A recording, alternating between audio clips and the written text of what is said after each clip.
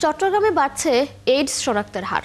মাত্র 1 বছর পর বেড়েছে এইচআইভি পজিটিভ রোগীর শনাক্তের হার বেড়েছে 1.4%। চিকিৎসকরা বলছেন, শুধু যৌনকর্মী বা ঝুঁকিপূর্ণ পেশাজীবী মানুষের মধ্যে এইচআইভি সংক্রমণের হার বেশি ছিল, কিন্তু এবার সংক্রমণের বড় অংশ আসছে সমকামী সম্পর্ক থেকে। রাজীব বড়ুয়ার প্রতিবেদন।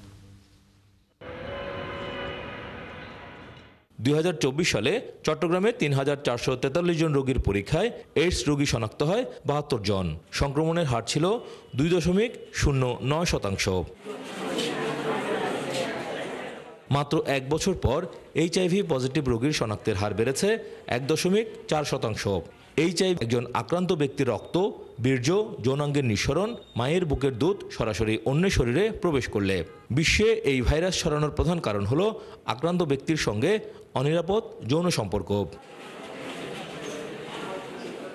কিন্তু চিকিৎসকরা জানান, আগে শুধু যৌনকর্মী বা ঝুঁকিপূর্ণ পেশাজীবী মানুষের মধ্যে এইচআইভি সংক্রমণের হার বেশি ছিল, কিন্তু এবার সংক্রমণের বড় অংশ আসছে সমকামী সম্পর্ক থেকে। যৌনকর্মীদের মধ্যে এটাই হয়, কিন্তু চট্টগ্রামী সিনারিও একটু ভিন্ন। দেখা যাচ্ছে MSM, male having sex with male, MSM বলতে মেল সেক্সুয়াল ওয়ার্কার, ওদের মধ্যে এটা বেড়ে যাচ্ছে। লিলি বিউটি সোপ, যার অ্যান্টি এজিং গুণ তারুণ্য ধরে রেখে ত্বকে করে উজ্জ্বল, তারুণ্যময় উজ্জ্বল ত্বকের জন্য। রিমার্ক। স্বাস্থ্য বিশেষজ্ঞরা বলছেন, দক্ষিণ এশিয়ার মধ্যে বাংলাদেশে আক্রান্তের হার কম ছিল। রোহিঙ্গা শরণার্থী আসার পর আক্রান্তের হার বেড়েছে। এখন চট্টগ্রামে ঝুঁকিপূর্ণ জনগোষ্ঠীর মধ্যে রয়েছে সমকামী, ফেরত আসা অভিবাসী এবং মাদকাসক্তরা।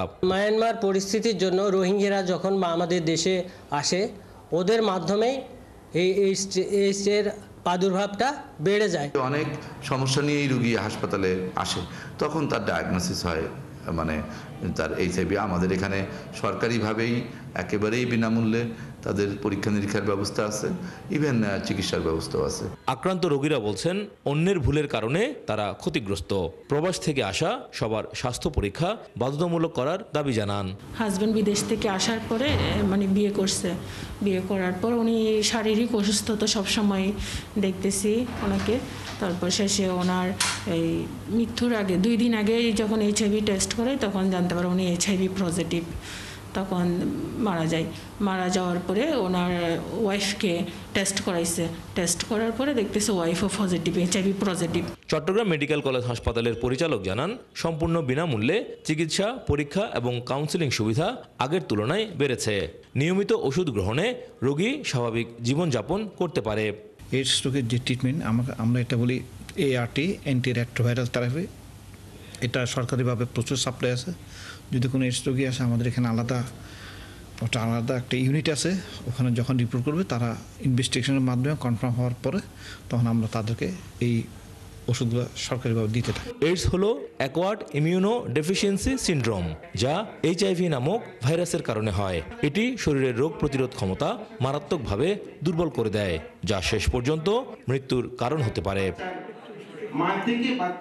রাজীব বড়ুয়া, 71, চট্টগ্রাম।